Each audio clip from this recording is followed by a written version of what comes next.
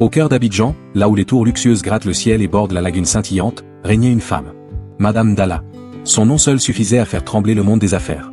Riche, respectée, et surtout, redoutée. Veuve depuis des années, elle avait forgé un empire colossal, une forteresse de verre et d'acier, aux côtés de son défunt mari. L'argent coulait à flot, le pouvoir était sa seconde nature. Pourtant, malgré cette façade de contrôle absolu, une ombre persistait dans son cœur, une inquiétude qui ne la quittait jamais, même dans le silence de ses nuits opulentes.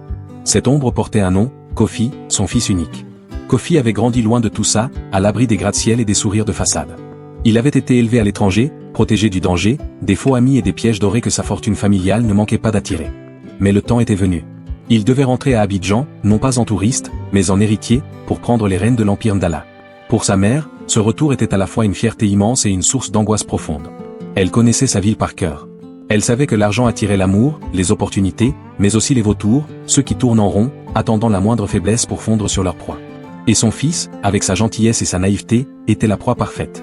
Alors, mue par un instinct maternel aussi féroce qu'insondable, Madame Dalla prit une décision que personne n'aurait pu imaginer. Une décision extrême, presque insensée. Elle allait tester le cœur de son propre empire. Abandonnant ses tailleurs de créateurs et ses bijoux étincelants, elle se métamorphosa. Elle devint une autre femme. Une femme de l'ombre, une femme de ménage. Avec de vieux vêtements et un visage fatigué, elle se fit engager dans sa propre entreprise, sous un faux nom, sans que personne ne se doute de sa véritable identité. Le lion était devenu une souris, se faufilant dans les couloirs qu'elle avait elle-même fait construire. Chaque jour était une épreuve. Le balai et le seau devinrent ses seuls sceptres. Silencieuse, invisible, elle nettoyait les bureaux où se prenaient des décisions valant des millions.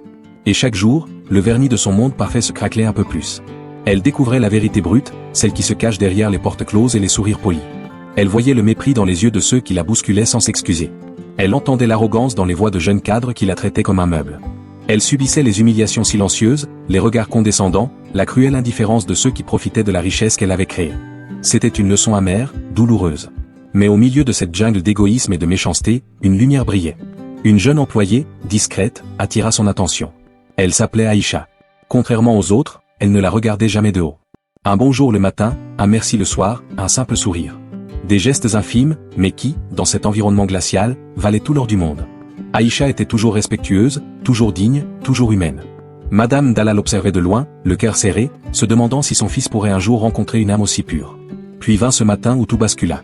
Le sol venait d'être lavé, il était encore humide et glissant. Absorbée par ses pensées, Madame Dalla, la fausse femme de ménage, perdit l'équilibre et tomba lourdement. La chute fut brutale, mais le plus blessant fut le son qui suivit, des rires. Des rires moqueurs et méprisants éclatèrent dans le couloir. Personne ne bougea. Elle était là, à terre, humiliée,